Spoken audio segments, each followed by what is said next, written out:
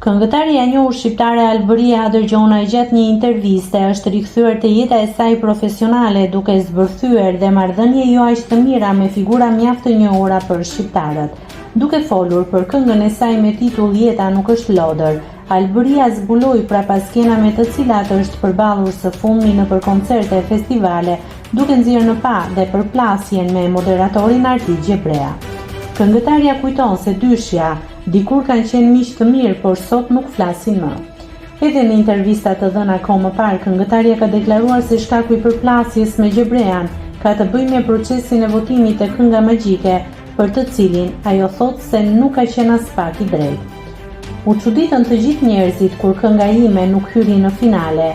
E kam thënë edhe te Kënga Magjike, Arditit i ka ngelur hatri, patëm një përplasje.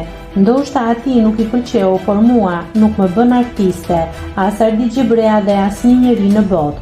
Mua më ka dhënë Zoti një talent dhe kam punuar fort. Unë nuk jam servile, mua nuk më bëhet vonë për askënd në botë. Unë jam Alberia Hadërgjonaj dhe kërkoj drejtësi, tha këngëtarja gjatë intervistës. Nëse klikoni mbi butonin subscribe, do t'ju shfaqen të gjitha publikimet tona.